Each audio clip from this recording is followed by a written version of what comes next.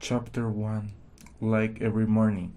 On a fall morning on the outskirts of Queens, Jalen woke up like every morning with the same ideas as every day. He believed that if something is on your mind, it will be in your future. He kept visualizing a perfect life, a lesson he learned a long years ago, thanks to an old friend whom he stopped mentioning. Son, ready for school? Yes, Mom. I'm sorry, I was? You were in your work, right? I think so. Your work can't wait, school can. So, hurry up now. In Home's garden with those orange trees due to the season of the year that the family likes so much, and the grass burned by the strong cold that hit last night. Eleanor's louder and frantic scream could be heard. Her father, Troy, tried to catch her. It was Eleanor's favorite game. Troy always had 16 minutes to play with his little daughter before leaving the house to work, while his wife watched them with great enthusiasm. She always was over the moon with her outstanding family. Okay, little woman, we need to rest and I need to take a shower. I'm quite dirty. Yes, Daddy, will you take Jalen and me to school? Yeah, I like everybody. When Jalen came down the stairs, he fell on the floor because he was watching his phone. He and his dad were in a fantasy football tournament. They were the tournament's champions. They used to check their phones every morning to see if they don't have a injury player during the week. Jalen, are you okay? Shut. Yes, Mom. Don't say swearing words. Jay, your sister can't hear you. Sorry, my fault. Are you okay, big boy? Yeah, I was watching my phone. Sanders is under the weather. He won't play. What a pity. And you won't have a ride to school if you don't get up, man. I'm all set. Chill out. When it was time for go to the school, everybody took their stuff to start the day. That day was 20th anniversary of Jalen's parents. They were going to go to fancy restaurant like was George's, at least until 60 minutes later.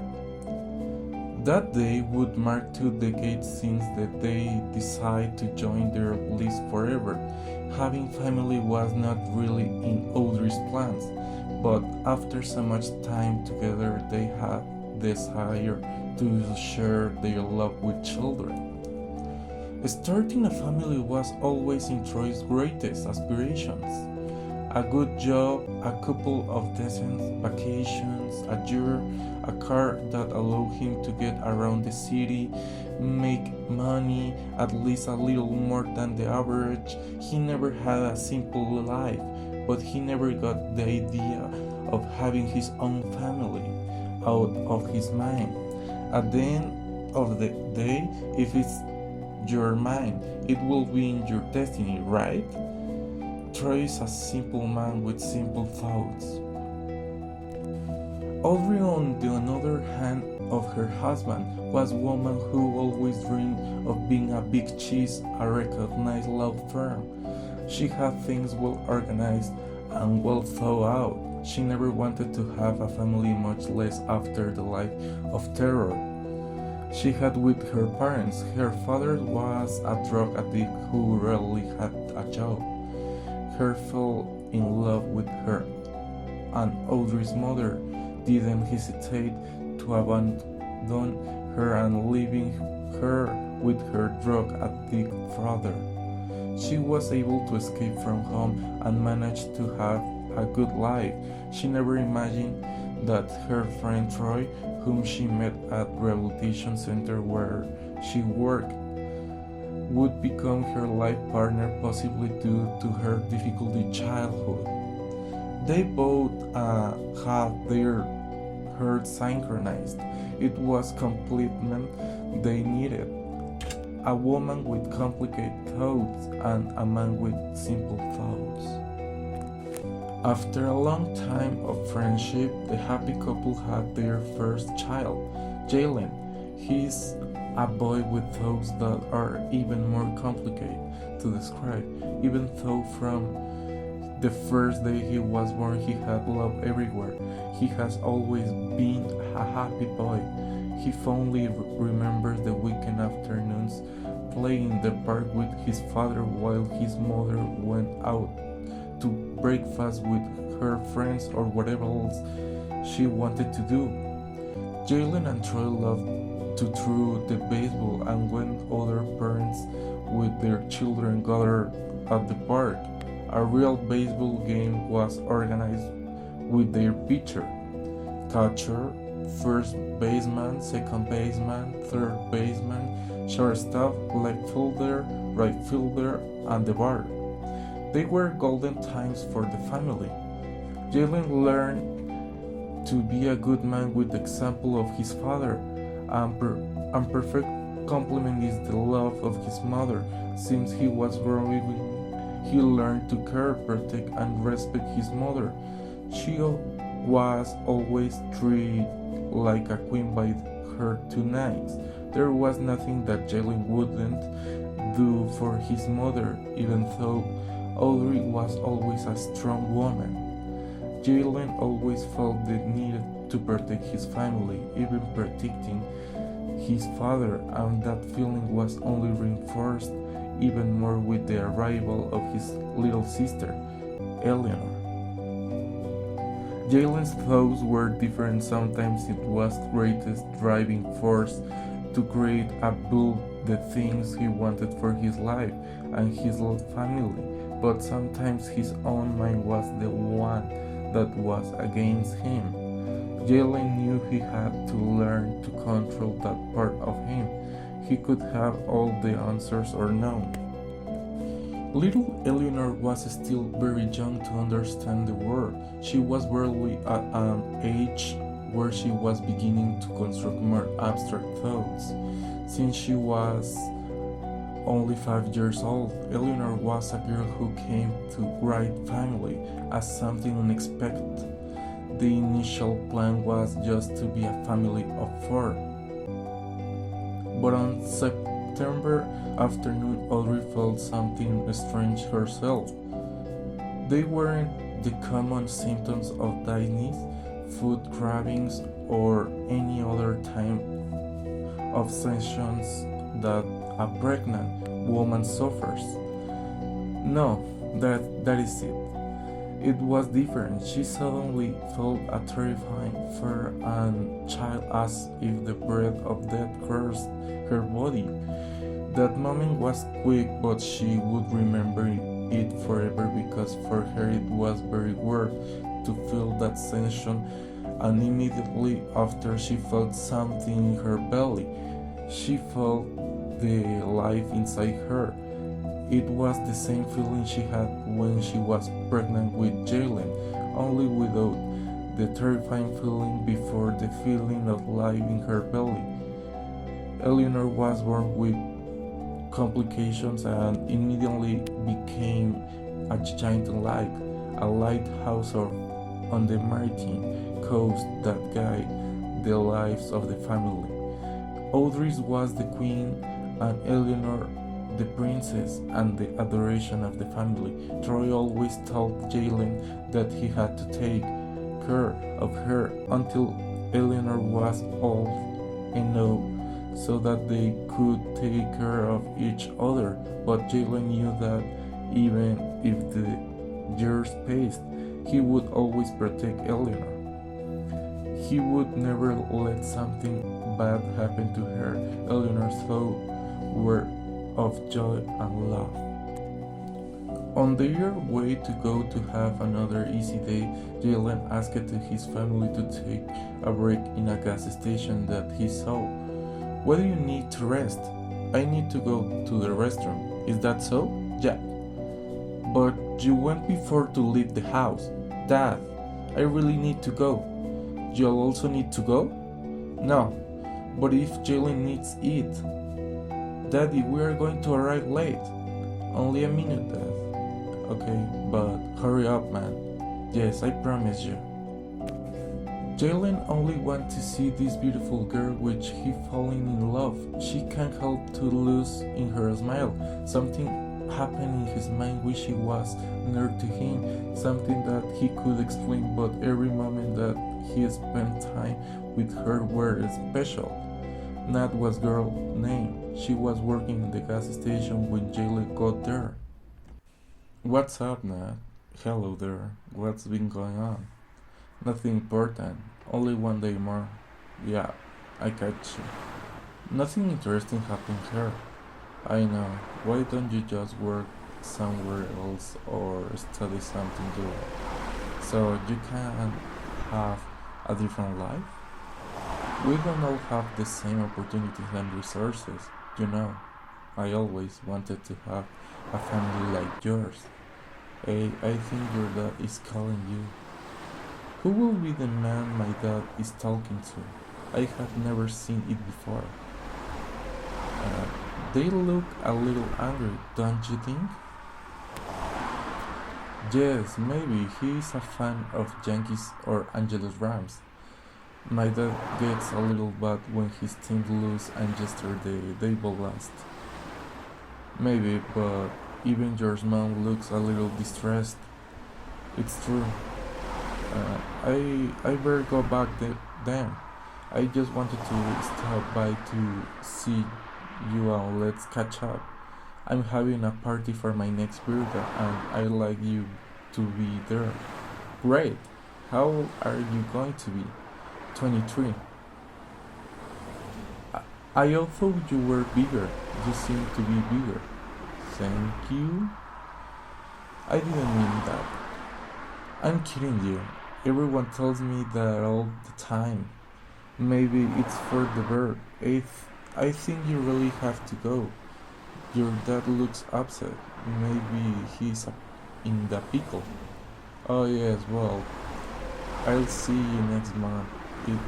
It'll be Saturday, the 17th. My house is very close to here. I know. Okay, I have to go. Jalen, be careful!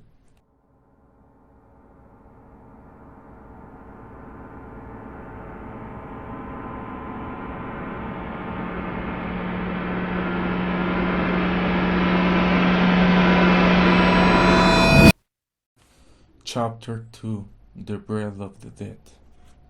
A loud song broke the silence of that day that would be the beginning of the end for Jalen, of a way to find peace between his future thoughts that would prevent him from sleeping and feeling calm. That combination of sounds between Nat's voice and the bullet that came out of a heckler and Coach BP9 would be the scariest, bloodiest, and saddest combination of sounds in Jalen's life.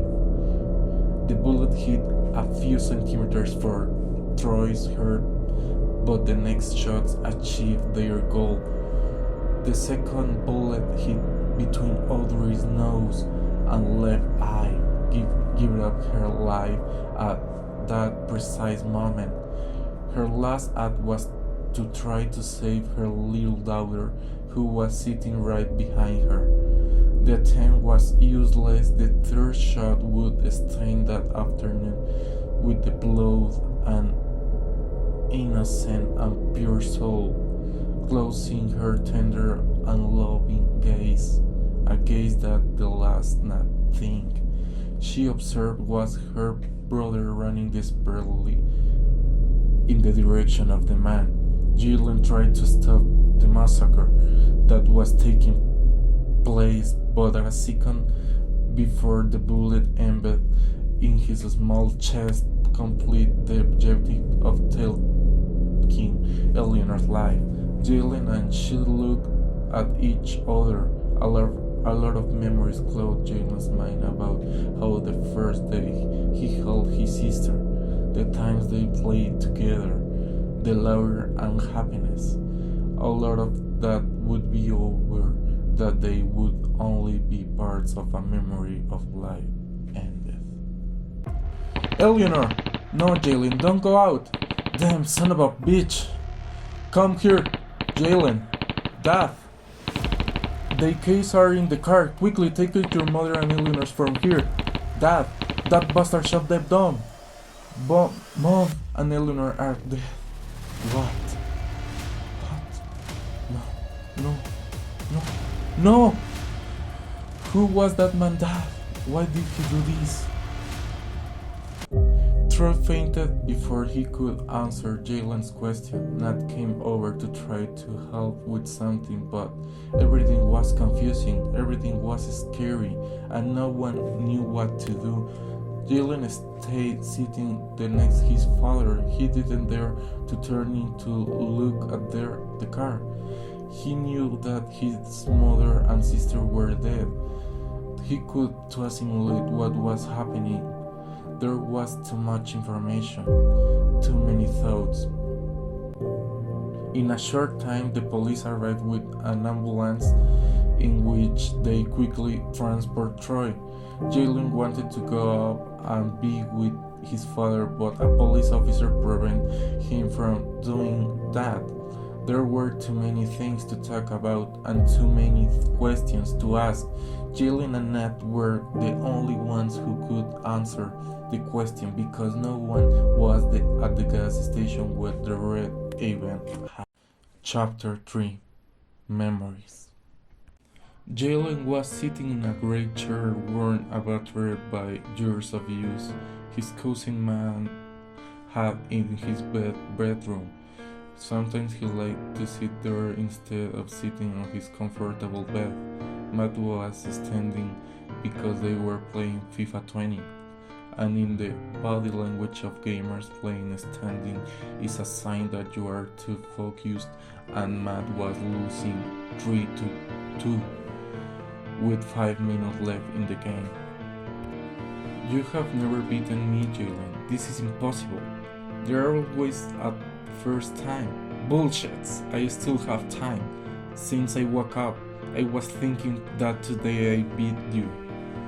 Just because you think about it doesn't mean you will achieve it. If it's your mind, it will be in your future. What? If it's your mind, it will be in your future? That's what my friend Ryan says. Do you remember him? No, but what nonsense are you saying? No, you just want to distract me. Goal! Break a leg scoring 2 goals in a minute. Damn! Matt, Jalen, come here, let's cut the cake. That night was the birthday of Audrey's brother and Matt's father. He was also Troy's best friend. They knew each other since high school, and since then they have made beautiful memories, but on that occasion it was special. The whole family came together to celebrate. They would keep that day with great happiness in their hearts. Everyone laughed, danced, drank, sang, and that warm night Audrey made a toast in which she requested everyone attention. She had extremely important news for them. She was excited to share that was pregnant. A new member would soon join the Wright family. The room they were in was huge, but not even with those dimensions could the happiness and joy that explode after the news be contained. Jalen was paralyzed. Not even he knew the news. At first, he felt a little betrayed by the fact his parents didn't even let him know the news, and that caused him to get mad with them. He hated feeling excluded by his own family. He felt that they didn't ephemeral. He couldn't contain the emotion of the moment. He started to cry, although he hated people saying him vulnerable. His friend Ryan one day told him, "It's not bad to cry, you know. We're human and we're vulnerable to pain, just as we love. Also we can cry, we can get angry, we can be frustrated. You can feel however you want to feel, but make sure to express those emotions with people you trust, people who love you. Others can use that vulnerability to hurt you, to destroy you. Learn to control your emotions. Circumstances can create emotions, but we're the ones who chose how they feel, and that's what matters. Feelings are more powerful than emotions, so decide if you want to be a slave to your emotions or a monarch of your feelings and thoughts. Remembering his friends' words, Jalen decided to feel happy instead of feeling betrayed or angry. Those were the emotions he felt. Because he wanted to be the monarch of his feelings and not a slave of his emotions, so he ran in the direction of his parents to give them a hug. When they were hugging, the three of them felt warm. On that cold winter night, many thoughts passed through Jalen's head. He was already loving his sister even though she was not born yet. It was a magical night in which Troy felt like a king of the world after having had a complicated childhood. He was managing to have a fantasy life. Now he was going to become the father of a little princess whom he would take care of every step his little girl took. There's nothing would not do for his family. Sometimes he felt overwhelmed by the responsibilities he now had as a father. He wondered if he was really doing a good job. At the end of the day, no one is born knowing everything. Audrey never felt that horrible feeling that again she had when she found out about her second pregnancy. The feeling or death and life that mixed together was something that she would have wanted to forget, or at least just keep the moment of happiness she had when she knew that she would soon be giving a life to a daughter. But it's something she never stopped asking. She could not get the answer, and something about her really didn't want to know. For a moment she thought that it wasn't a just momentary sensation. She had a lot of right to think that this was some kind of premonition, a premonition of a day stained by tragedy, unfortunately. Chapter 4. An Old Friend. At the gas station everything was chaos. The police were working and trying to analyze the crime scene. They had removed the two bodies and Troy was already on his way to the hospital. Jalen couldn't stand seeing the pool of blood that his father left in the floor. It was impossible for him to turn to see the car. The bodies were not inside the car, but he knew that what was inside the car and what happened inside it. Nat was being interrogated by a police agent. They asked her if they had cameras installed outside so that the police could see what happened. There were cameras, but nothing could be seen. The entire time the murderer was pointing the back at the camera's lens. It seemed that the man knew exactly where the cameras was, or at least there was one.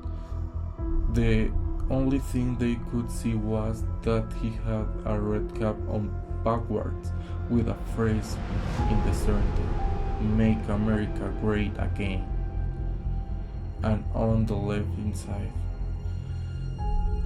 there was a flag of the United States. It was the whole information that was available, and it was the only thing that Jalen was allowed to see from the recording scenes. Afterward, the atrocious acts were committed, and the murderers simply began to run quickly to get away from the area. The police took their time interrogating Nat and Jalen, something too overwhelming for both of them. Nat was also traumatized to she experienced. She couldn't imagine how he felt in those moments. She didn't know what to say to him either. There were no words could be said at that moment to Jalen. She only thought about not leaving him alone and that he could feel her company. She had not seen him cry since the tragedy to take place that day, so she knew that all the pain was inside of Jalen's heart, a hard but noble hurt at the same time, and it was also a rather complicated hurt. Jalen, if you need something, anything. Thanks, Nat. I'll be fine. Of course not, at least not soon. I will fine. Nat, really? What are you going to do now?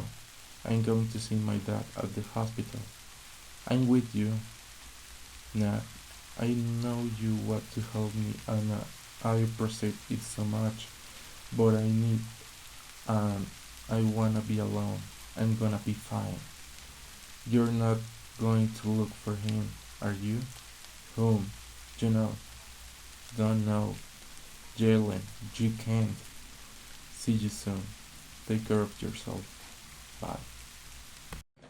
No one can describe the thoughts that Jalen had in his head. There were even times when he just wasn't thinking about anything. It was difficult for Jalen to understand most of his thoughts. Sometimes he just felt overwhelmed for no reason. That was something to which he felt resentment. He had already reaped the death of a person, and in the same way as now, he has always felt guilty for the death of his friend Ryan. It had been 8 years since Ryan had died, and Jalen had been carrying with the guilty of his death for all that time. He never shared with anyone the heavy burden that he had carried for so many years. The news that reached everyone's ears that Ryan had gone on vacation with his father. No one really knew what was their destination and where they went, but Ryan's family said that when they were already on their way to return home, his father crashed near a canal, causing the car to overturn and fall into the sewage. Ryan survived the crash, but he died from drowning. He could get out the car and water began to enter his lungs, and that Ryan's father was with his wife and 2 children. They all died in this tragic event. Everyone died except Ryan's father, who has not left prison since that fatal day. There was a detail in the story that only Jane knew, a factor that could have changed Ryan's destiny. That was a decision that Jalen could have made at the time, but he didn't, and it was what sentenced the destiny of his best friend. For a long time, he tried to believe in the idea that it was not his fault, that if he had made a different decision, nothing of that would have happened. But he could never really believe in that. The first years were completely complicated for him. His thoughts did not let him rest at night, and it was horrible turning. The things didn't improve much, but they tried to deal with that burden in a better way. Life taught that you never overcome the death of such an important person. You just learn to live in. Not only Jalen have to deal with the loss of his friend, who at the same time was a mentor to him. He also had to fight against the burden of conscience that he had in his power to change Ryan's destiny. They met in high school, and at the stage it was too complicated for Jalen. He was always used to life being simple. He was always a simple boy who grew up and was educated with a lot of love in his home. He was not a spoiled person, he just didn't know the dark side of life. Such maybe it is a mistake that many parents make, giving enormous love to their children without teaching them the jungle that is outside. Outside a handful of love that usually ends badly for the children since the moment they know a more hostile side, they will not know how to react, and predators know how to identify those people, and they also know how to take advantage. That was exactly what happened in Jalen's adolescence. He met a lot of people, good and bad. He has been a person who gets noticed. Their personality makes people see them. That was precisely the reason why McCarthy, a powerful person in a dangerous social circle, said his views on Jalen. He was a person who posed as a friend when he was only taking advantage of Jalen's nobility. McCarthy caused him do a bad things and filling him with harmful experience that he managed to overcome thanks to the support of his friend Ryan. For a long time Jalen thought that he was some kind of angel because he came from nowhere. They were classmates in the high school but were from classroom F15. It was a good high school, it was a very popular. It had large and quality spaces. The school was quite big. It had a beautiful garden and several laboratories full of high quality tools. In the classroom there were 43 students. Jalen made his friends and started out as a student of academic excellence. He was responsible and I had a very powerful light, and Ryan was about his business. Ryan never was an outstanding student but was not bad student either. He was more focused on sports, specifically soccer. Jalen always believed that Ryan was the best goalkeeper he had ever seen. He always played with the third grader guys. Their friendship began when Jalen met a couple of people who say they were his friends. One of them was in the next classroom and the other always waited for him outside the school when they finished class, and all of them were in the afternoon shift. And even though it was a good area to live, when the students left class there was always a lot of hostility in the surroundings. Near the high school there was a checkpoint of bad people who had too many contacts. Maybe they were in contact in the same school. These people knew how to talk to Jalen. It was not too difficult to persuade him, because Jalen always thought the best of people. They knew that there were bad people, but he had never lived with them. He thought that the parents said that because they wanted children would be more cautious when starting a new friendship. For a hard way he understood that in the world there are humans who came into the world to hurt people. When the two men took Jalen to meet McCarthy, a man about 40 years old, he was fat but strong and big too. That day was the beginning of a series of catastrophic events for Jalen. McCarthy immediately recognized the value that he had, a boy without character but willing to do anything. His innocence prevented him from seeing the true risk of his actions, risk and consequence of them. All those events that Jalen experienced he never shared with anyone, not even with his parents, although now he feels regretful that he never let them know about those experiences. Now he has no one to listen to him. His friend was not there. His mother or father wasn't there. There was only him and his thoughts. Ryan approached Jalen on a regular day. He came as a friend when he realized that something was wrong with Jalen. His grades started to be bad. He always felt tired. Ryan was a friend who never left him alone. Jalen never said more that Ryan has been the only real friend he's ever had. Chapter 5 Wisdom. When Jalen get to the hospital, a nurse with a shy face that was complemented by small eyes that hid even more when she smiled made Jalen feel calm, at least for a few seconds. But that was enough for him. She was short, with brown hair and blue doctor coat with. When the nurse received him near for the desk, she thought the boy needed urgent attention. Jalen was as pale as a ghost. He looked physical and mentally tired.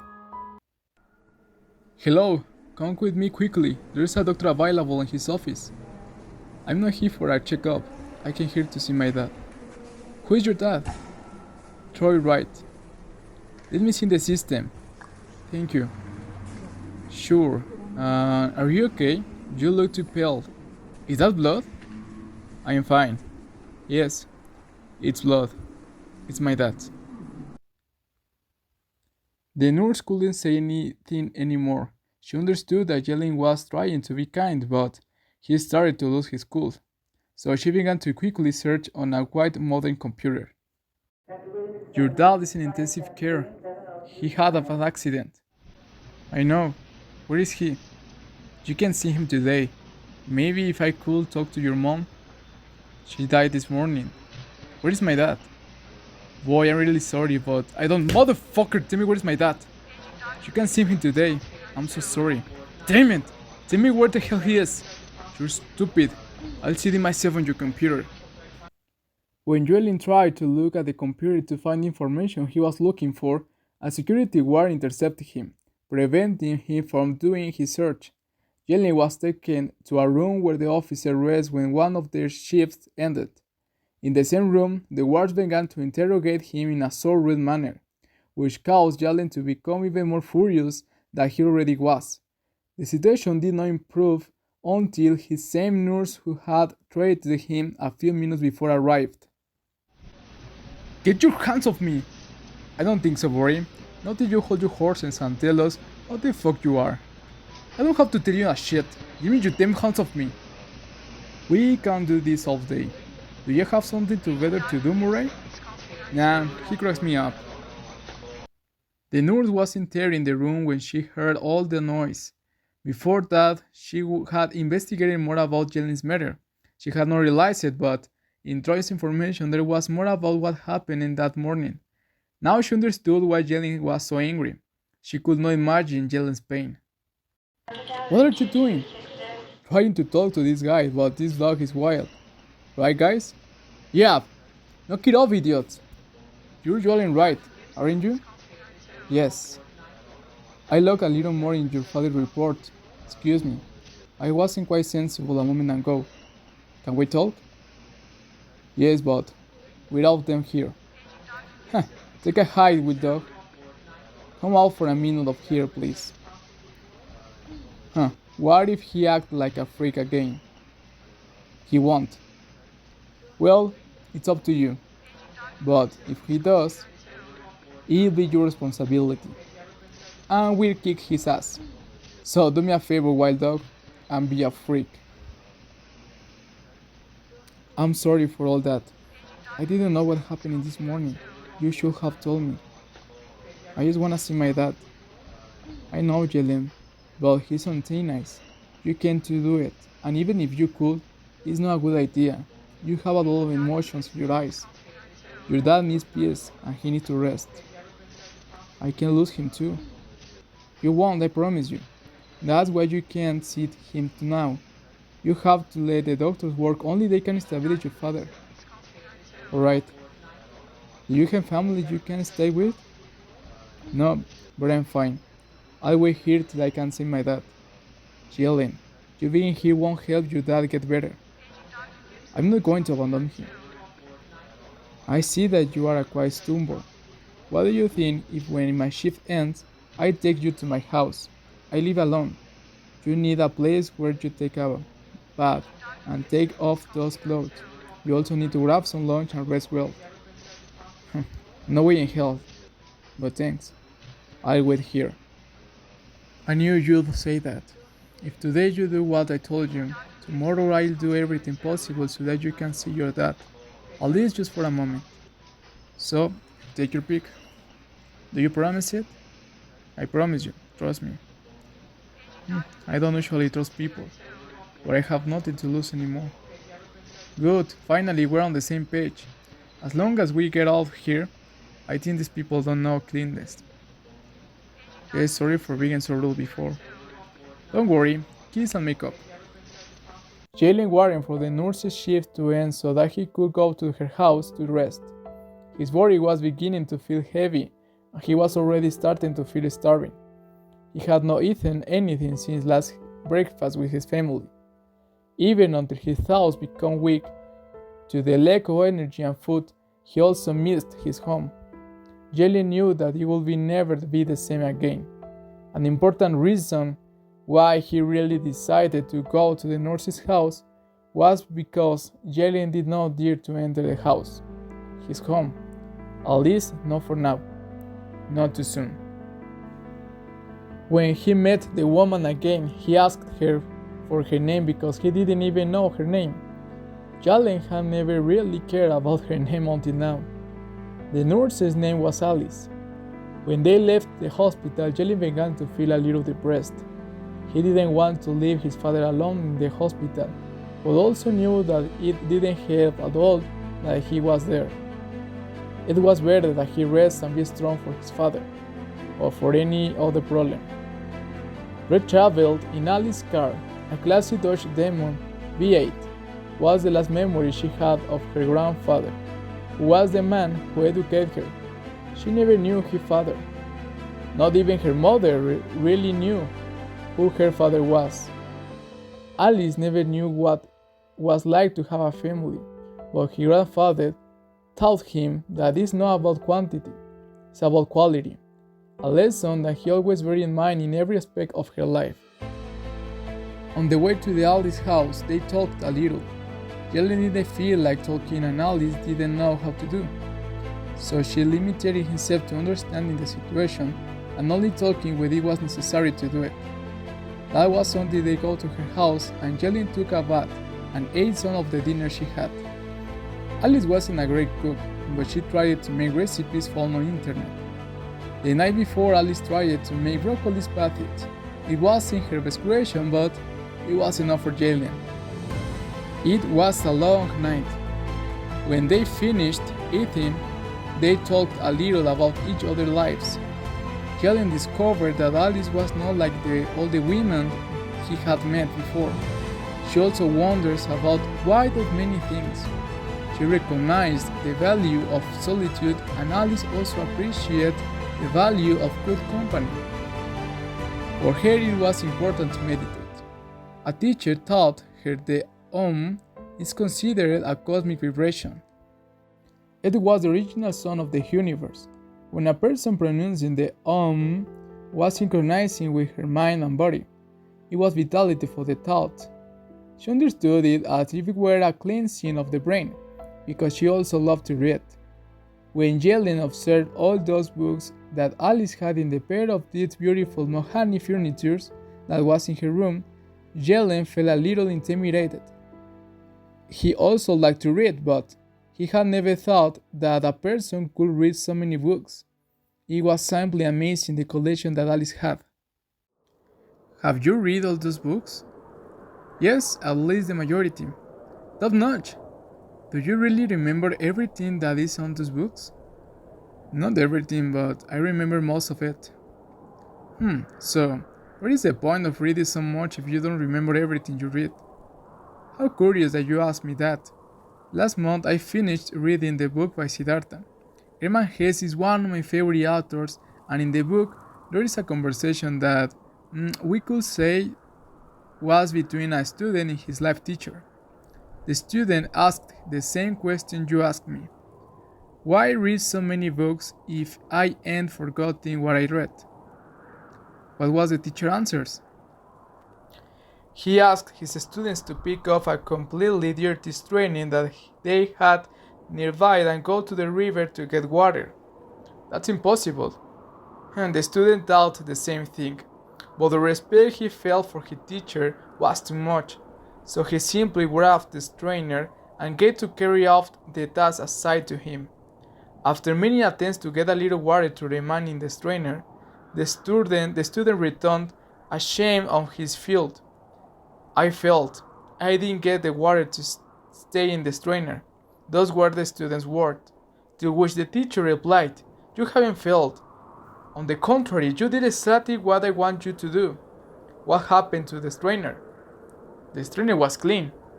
Exactly. The strainer was clean. After several attempts, again and again the student submerged the strainer in the water, cleaning the dirt from the strainer. The same thing happened with books. The teacher explained to his student, when we read a lot of books, of course we don't remember word by word and letter by letter of each book, but it does clean all the dirt from our minds, clarify our thoughts, to be clear about the way to take us to what for purpose what we have in life. Jalen, the purpose of life is to have a life with purpose. When my grandfather retired, I remember him telling me that the first year was quite difficult for him, because the purpose of his entire life was already be done. His purpose was retirement. Every year my grand thanked life that he was 1 year close to his goal. But when he achieved it, my grandfather felt empty. He had a little depression for a few months, and also his character changed a lot. He wasn't a person who got angry with ease, but in that year it seemed that everything bored him. His life simply not had a purpose to follow. Fortunately, he understood that in time, and my grandfather began to have a new purposes. Grant learned new things, but his greatest purpose after his retirement was to help everyone who needed. Until the last of his days, he dedicated his life to helping everyone. I really miss him a lot, and I have to try to be an exemplary woman, just as he was an exemplary man for everyone who knew him. What incredible reflection, Alice. Thank you for telling me about it. Thank you for listening to it. I also shared these words with you because in your eyes I see a horrible emptiness. And I understood it, but I don't let your thoughts end your life. You're still very young, you have to tell your purpose in life, something to continue. Right now, I can't think clearly. I feel like my life has completely collapsed. I just wanna be reunited with my family, to be together again. Do you think this is what your mother and sister would have waiting for you? Please don't say that. Okay, I'm sorry, but we always have to move forward. You have to do things that those who are not here can do. You have to find your purpose. I'll try it. At the moment, I'm just thinking about my dad recovering. He will, trust me. I do. Chapter 6. A Purpose. Next morning, just for a moment, Sheldon forgot everything that had happened, as if it had just been a terrible nightmare. But it didn't take him long to recognize that it wasn't his room, to notice that his sister Lauder was gone, his mother's songs every morning when she took a bath. Also, he didn't feel the strong energy that his father transmitted. There was simply silence, a silence that was interrupted by big sadness. Jelen began to cry. It was the first time he had done since what happened. He was a strong man, but no one could stand losing almost his entire family. He stared at the white ceiling of Alice's guest bedroom. She didn't use that bedroom very often. She was a lonely woman, with a couple of boyfriends in her entire life, and maybe she could count his friends on the palm of one hand. When he was crying, Jelen also began to think about the words that Alice told him the day before, about having a life with purpose. What purpose his life could have given the circumstances he was living, but his sense of guilt bothered him. Ryan once told him that when something bad happened to us, instead of having victim and selfish thoughts and asking ourselves questions about why did this happen to me? Why does this problem have to come to my perfect life? Why me if I don't do anything bad to anyone? Why? It was better to think what we can learn from every event that comes into our lives, no matter if they are positive or negative. We have to find a learning, a teaching for everything that happened to us in life. But Jelen couldn't think that answer. That is one supposed to learn when a tragedy like that. He didn't know it, but now he discovered what his new purpose is. He has to find the wisdom of a terrible experience. Jalen has to find the learning from what happened that day before. Otherwise, his thoughts will never allow him to rest. He already carried enough heat with Ryan's death. Jalen couldn't do the same for the death of his sister and his mother, because Jalen knew that if he had decided to see Nat at the gas station, nothing of that would have ever happened. The last thing he did with his family was tell a lie. Jalen just wanted to see that woman. Jalen had to find meaning in the death of the most important women in his life. Are you ready to go to see your dad? I'm on for it. Good, let's go. Thank you, Alice. You have been a good friend. It's a pleasure. Among the good ones, we have to help each other, right? You're right. I wanted to share with you that I already know what my purpose will be. Really? Which one it will be? I need to find the lesson that what happened left me.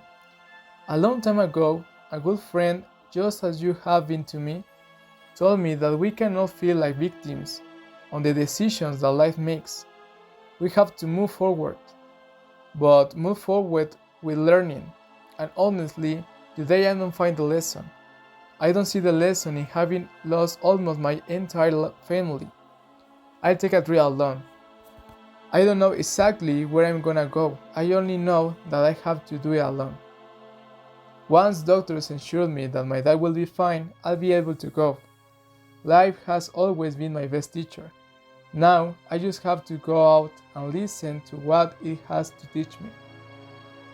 My God, Jelen, I don't know what to tell you. I don't know if it's the best idea. My thoughts are going to eat me alive, Alice. I need to purify my mind. I'll do it by reading, living, exploring, and learning from what happens around me. You're not thinking about looking for the murder, are you? No, I'm not Sherlock Holmes. I'd never find it. Well, first you have to go see your father. you Chapter 7 Confessions.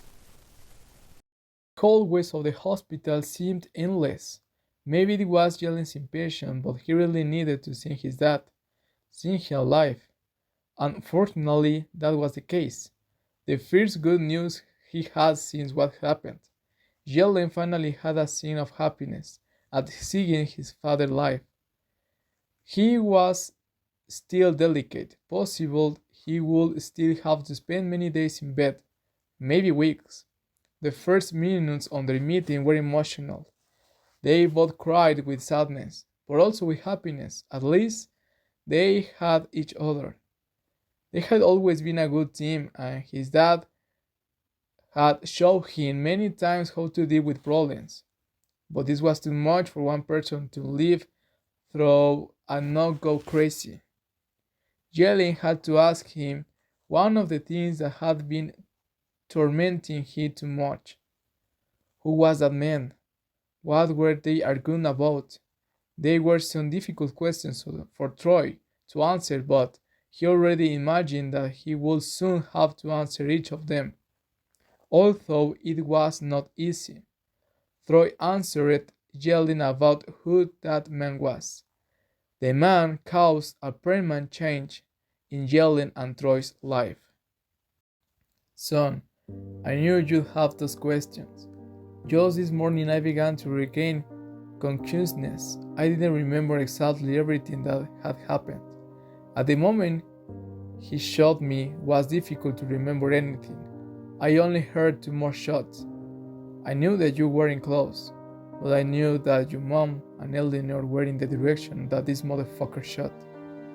But my body didn't respond to anymore. I could only pronounce your name when I saw you run.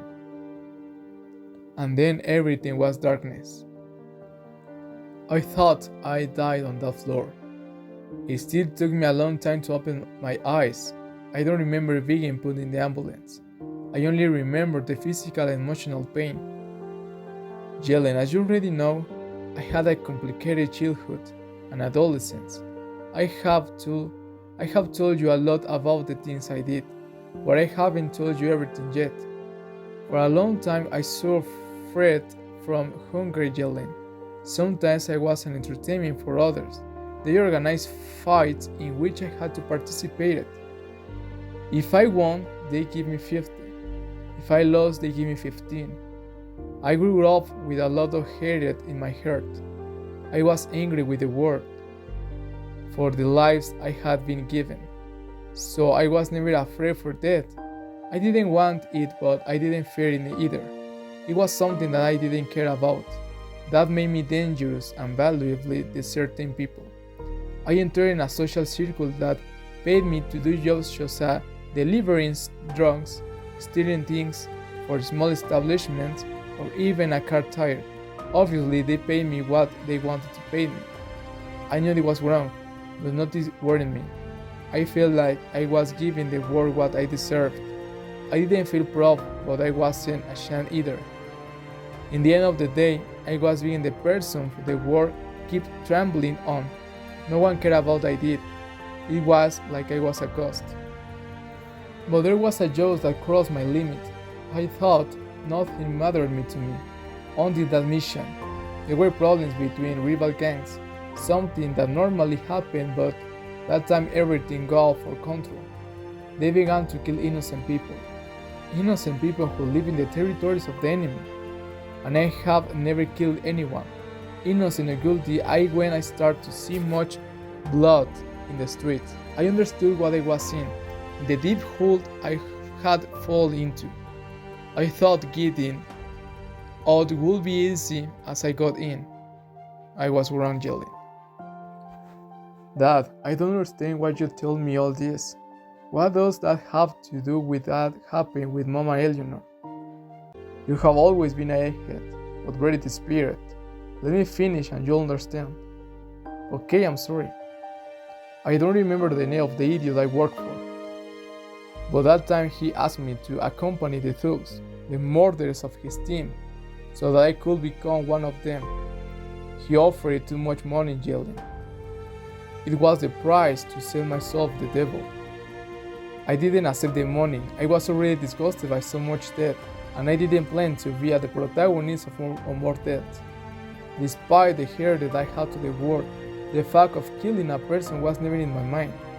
Those people didn't understand no for an answer, but they also had nothing to intimidate me. I couldn't lose anything at all. So at that moment, he told me that it was fine. If I didn't want to do the work, I could leave. In a so naive way, I believed him and I went to my home. I don't know how his men arrived faster than me, but when I got to my house, it was on fire. The following days, they began to annoy me. But what really broke me was that they began to kill many innocent people. No matter where I went, they killed the people I interact with. I began to carry all those deaths. Maybe I didn't pull the trigger, but I put the gun to all those people's heads. The only thing I could think of doing to get out all that problems was to join with a rival gang. I had a lot of information about the people who were annoying me. I knew how, when, and where they did all this shit. I could be quite useful. My only condition is that they kill the people who were making my life a torment. What happened next I can summarize like a complete massacre. And they kept their word. They killed the people who had to die, but they took me to the man who denied me permission to get off those problems. From his mouth came the orders to kill all those people. All the hatred that I felt, I fed myself when I murdered that man. While yelling, I just became the most miserable man in the world. I was completely broken. My soul was gone. And well, after all that, I met your mother in a rehabilitation center. She worked there. The word taught me to hate, but she taught me to love.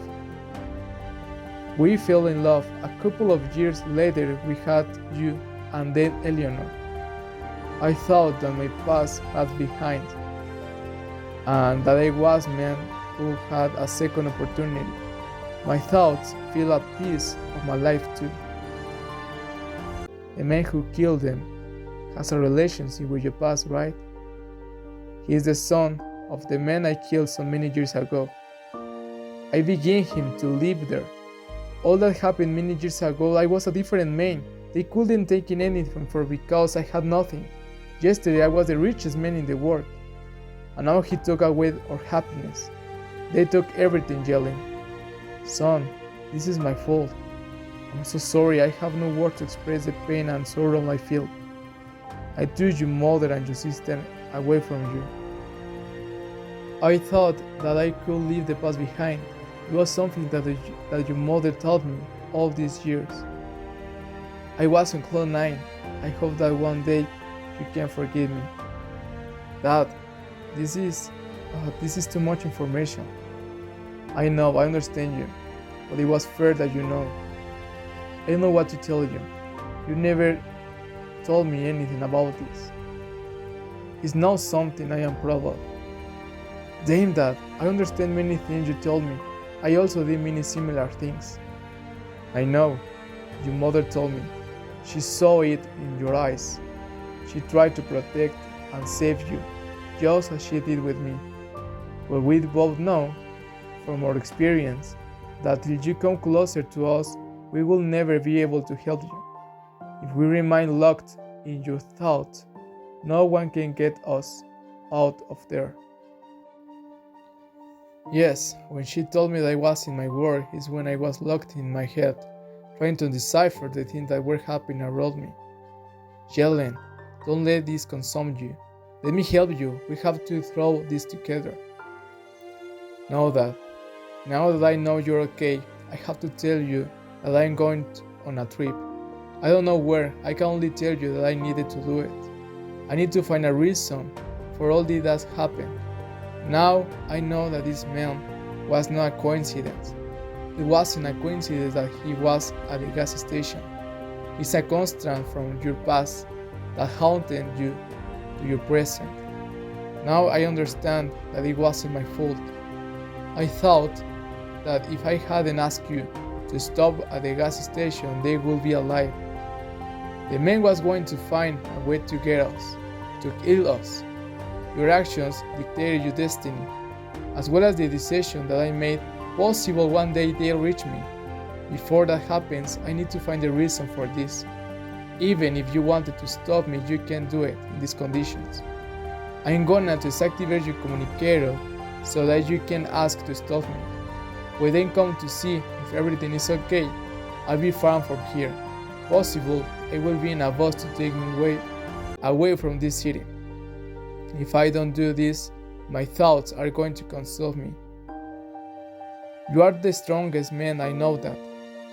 As soon as you recover from your physical wounds, I know that you will begin to heal your mental wounds and from the hurt. My plan is to see you again, but it was also my plan for Eleanor and you to be in my graduation. So if I don't see you again for more win of life, I want to tell you that I love you too much, that you have taught me things. Well, life has been harder. I had to learn from my own dogma. Now I understand what you said about not knowing what to say. I understand you, but on the other hand, you're my son, and I can't let you go that easily. You're not leaving me, I'm leaving. It's my decision that you said it yourself, I can't let my thoughts consume me. But why do you want to do it alone? Because we must be able to learn to be healthy on our own, to know how to repair our hearts and our minds, and not be slaves of our emotions. We have to be monarchs of our feelings and thoughts. Once we know how to do that alone, we can be with the people we love. We can help each other, but first we have to go through a process in lonely. No matter what I say, you won't change your mind, right? No, I won't change my mind. Okay, I'm not gonna die till I see you out for this damn hospital. Do you understand me? I call you that. I'll see you later. Take care, boy. You do that. Oh, I deactivate your communicator, just in case you decide to call someone to stop me.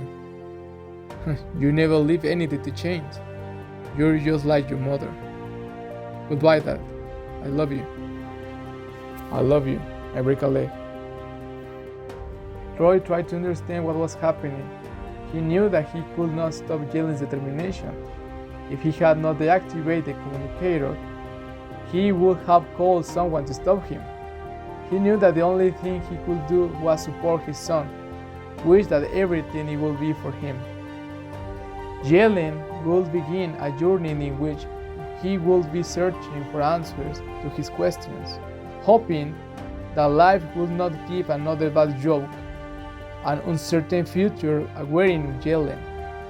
But he was willing to do whatever it took to have the answers and be able to finally really control his thoughts.